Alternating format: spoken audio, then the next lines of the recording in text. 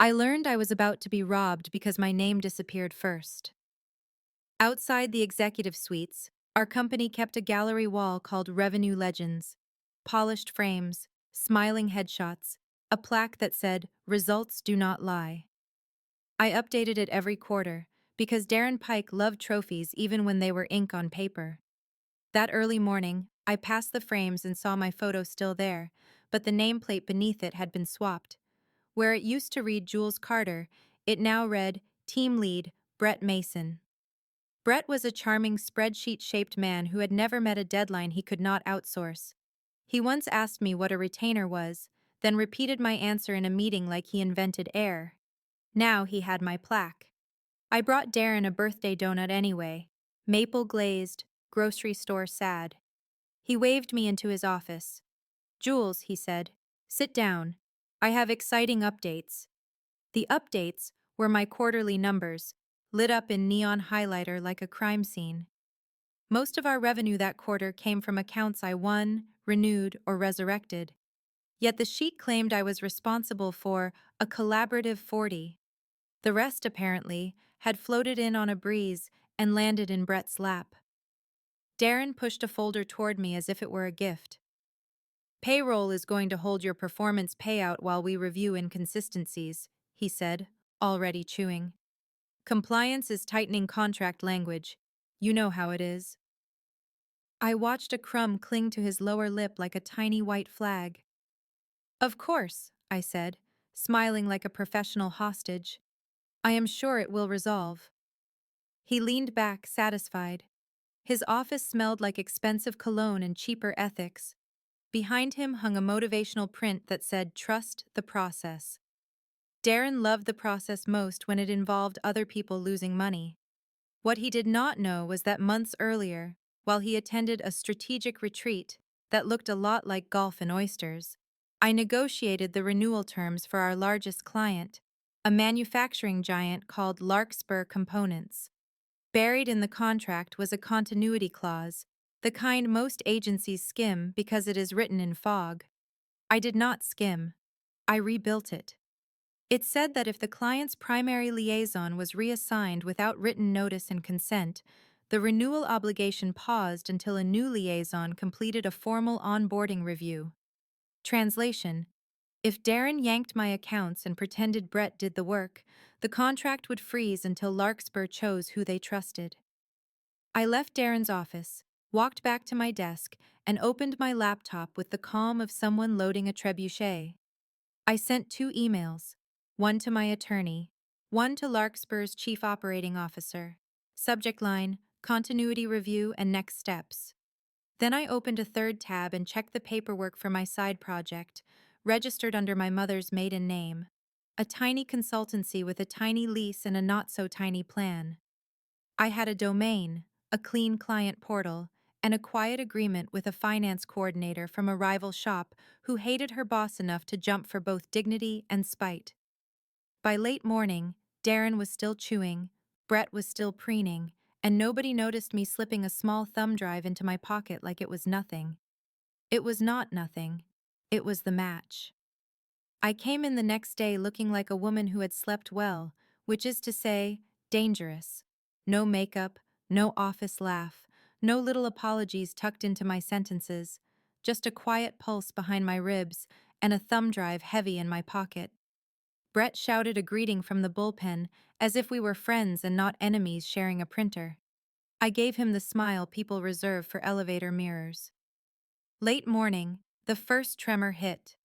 An email from Larkspur Components landed in inboxes across our floor, sent by their internal communications team with a subject line that sounded like a funeral. Partnership transition announcement. The body was polite and final. They thanked Windward Narrative Group for years of service. They announced they would not be renewing. They said they were moving to a boutique firm with clear accountability and aligned values. I had helped them write that sentence. Values is a lovely word. It sounds soft. It cuts like glass. The office erupted. Chairs spun. A sales chat channel lit up. Someone in PR swore loud enough to startle the plants. Brett stared at his monitor as if it had personally betrayed him, mouth opening and closing like a fish trying to argue. Darren slammed his door so hard the frame rattled. I did not need a meeting invite to know what was happening inside. I could see silhouettes through the frosted glass. Legal pacing, HR clutching a laptop, Darren gesturing with the fury of a man discovering gravity. I stayed at my desk and posted a message in the general channel. Reminder: paying earned commissions is a retention strategy, not a threat. Reactions appeared fast.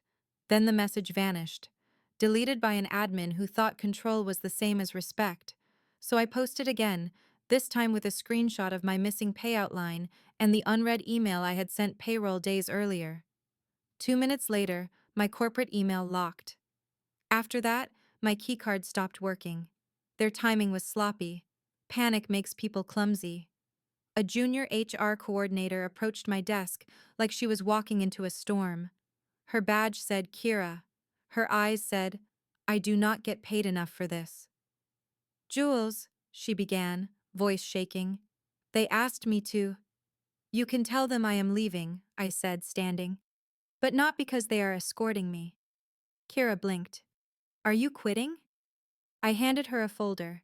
Inside, my resignation, a clean list of withheld compensation, and a letter from my new firm, already signed. Founder and Managing Director. As I packed, a few heads lifted above cubicle walls.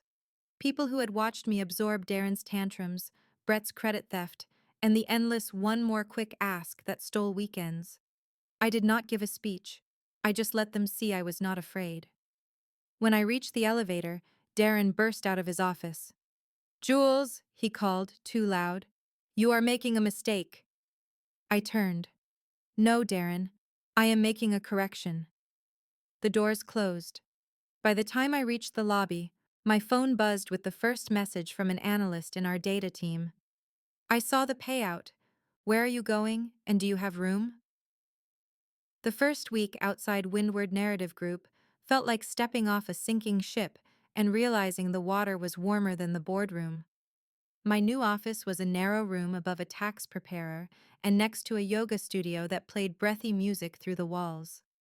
The sign on my door said Marlowe Street Studio because that was the name on my LLC paperwork. It sounded harmless, like a place you bought candles. Inside, it was a command center, 2 laptops, 1 whiteboard, and a spreadsheet titled, Who Deserves Better?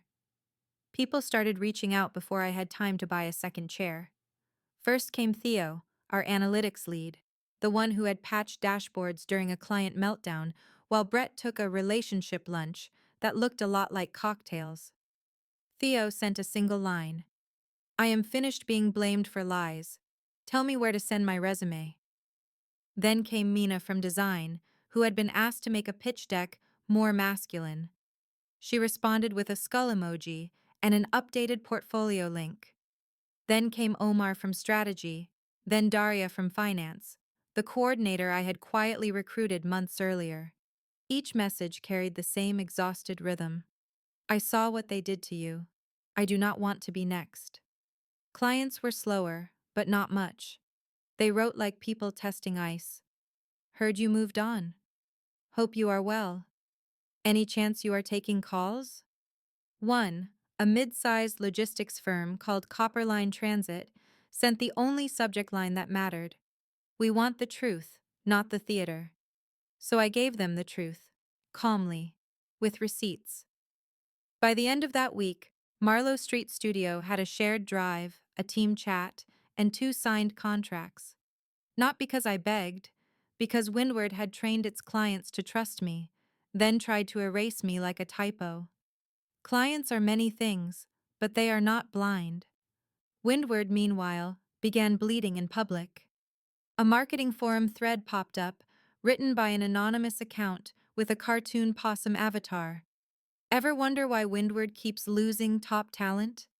It included redacted screenshots, commission disputes, and the kind of petty managerial quotes that sound funny until you realize they are real. The post spread fast. People love a cautionary tale, especially when it comes with attachments. That same afternoon, an envelope arrived at my apartment. No return address. Inside was a check for the exact amount Darren had held, plus a note printed on company letterhead. We hope this resolves any outstanding matters. I laughed once, sharp and surprised. They did not send it out of guilt. They sent it because fear has a budget. I did not cash it. Not yet. Because 2 weeks later, Windward was scheduled to sponsor the city's biggest branding conference, the Halcyon Growth Expo. Darren adored that expo. He loved the booth, the swag, the stage time, the photos of him pretending to listen to women in marketing. What Darren did not know was that the expo's prime booth name was not protected. And what Darren forgot, as always, was that I read contracts like other people read gossip.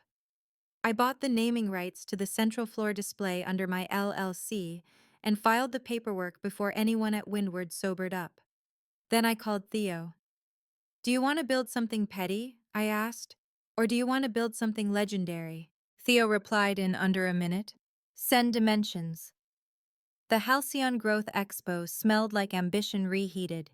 Every aisle was lined with startups in matching hoodies, agencies with minimalist logos, and consultants handing out cards like confetti. People preached synergy while nursing coffee that tasted like regret. Our booth was impossible to ignore because it did not beg. Matte black backdrop. Clean white letters. Pay people what you owe them. No flashing screens. No QR codes. Just a neat stack of sample pay statements, printed to look like Windward's payroll portal, each stamped, "Under review." Mina stood behind the table wearing sunglasses indoors like a celebrity avoiding questions. Theo ran a looping video titled Case Studies in Accountability, showing anonymized client migrations from legacy agencies to boutique partners. Every few seconds, another dot moved. Gentle, brutal. By lunchtime, the air shifted. Windward's executive team arrived in a cluster of matching polos and strained smiles. Brett spotted the booth first. His face twitched, like his brain tried to delete the scene. He attempted a casual stroll past us, but his eyes kept snapping back, hungry and terrified. Darren came next, jaw tight, cheeks pale. He stopped when he saw the backdrop. Then he saw me, chatting with a former Windward client lead as if we were old friends. We were. That was the problem. He marched toward the booth with the posture of a man about to reclaim authority. I stepped forward before he could stage a scene. "Darren," I said, bright and cordial. "Happy to see you out in the wild." He forced a laugh that sounded like a stapler breaking. "Jules, this is inappropriate." "Is it?" I asked. "Or is it just accurate?" I handed him one of the mock statements. Reflex made him take it. He looked down, read the red stamp, and froze for half a breath. That was all our photographers needed. Click, click. Darren handed it back like it burned. "You will hear from legal," he hissed. "I already have," I said. "They are very busy losing clients." He spun away. Brett followed, still pretending he did not care, still caring enough to almost trip.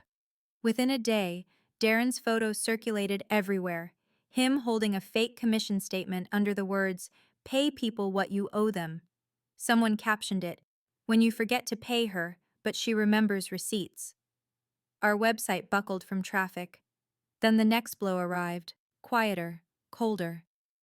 Early the following morning, an anonymous email hit my secure inbox.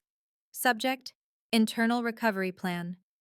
The attachment included slides, chat logs, and a memo labeled Project Eclipse. The goal: reframe my departure as sabotage, suggest instability, seed doubt with clients, pressure former staff to stay silent. It was not just petty, it was calculated. I forwarded it to Mina. She responded with a voice note. 30 seconds of wheezing laughter, then one sentence. "They are terrified of you." That afternoon, a journalist from a tech magazine reached out. "We have seen the Eclipse materials," she wrote. "Do you want to comment before we publish?" I typed back, "Only if I get the last paragraph." She agreed. And as Windward scrambled to bury the story, I scheduled one more appointment. A client requested audit back at Windward's office, not as an employee, as the person they still needed. The audit invitation came from a client Windward still had on contract, a smaller account that had not jumped yet. They wanted a brand health review and requested me by name. Windward could not refuse without admitting they were bleeding, so I walked back into that glass lobby like a ghost with excellent posture. The receptionist blinked twice. "Can I help you?" "Scheduled client audit," I said, pleasant. "Darren should have it on his calendar." He did not. That was the point. In the conference room, Darren stood at the head of the table with the hollow look of a man who had run out of other people's work to claim. Brett sat nearby, hoodie and all, eyes darting like a mouse in a kitchen. I opened my laptop. The first slide came up. Risk summary. They tried to interrupt early. I did not let them. "This is not a brainstorm," I said, clicking forward. "This is an autopsy." Slide by slide, I walked them through the damage. Client churn patterns, staff turnover spikes, public sentiment charts that dipped right after their expo photo went viral, and a pipeline forecast that looked like a cliff. Every number came from sources they could not argue with, because they had taught me how to measure them. When Darren finally spoke, his voice was smaller than his office used to be. "What do you want?" I smiled. "I want you to stop telling people I left because I could not handle pressure. I handled your pressure for years. You should try handling consequences." I clicked to the final slide. One sentence in clean text. "You do not lose talent, you misplace it." I closed my laptop, stood, and pushed in my chair. "The client will be transitioning early," I said. "If you need help, send your questions in writing. I like paper trails." I left to the sound of silence swallowing them whole. That evening, the tech magazine story dropped. It was elegant and ruthless, stitched together with Eclipse documents and testimony from former employees who had finally stopped being afraid. The final paragraph was mine. "They did not fear my mistakes, they feared my memory." Windward's phones lit up. Their recruiters got ignored. Their remaining clients asked hard questions. People who used to laugh at Darren's jokes suddenly discovered appointments elsewhere. A week later, the Halcyon organizers emailed me. "A keynote slot opened," they said. "Women founders on rebuilding trust. We would like you on stage." I accepted without asking who lost the slot. I already knew. The night before the keynote, I finally deposited the check Darren had mailed, the one he hoped would buy my silence. Then I split the funds across my team as a visibility bonus, each transfer labeled with the same memo: "Receipts matter." Mina sent a screenshot of her deposit and replied, "I will frame this." After the keynote, Windward's office lease defaulted. Furniture went to auction. Theo and I attended like we were shopping for antiques. We bought the conference table, not a replica. The actual table where Darren once explained, with a straight face, that loyalty was part of the culture. Now it sits in Marlowe Street studio, sanded and refinished, sturdier than before. Underneath, carved small enough to feel with your fingertips, is a sentence only we will notice. "She remembered first."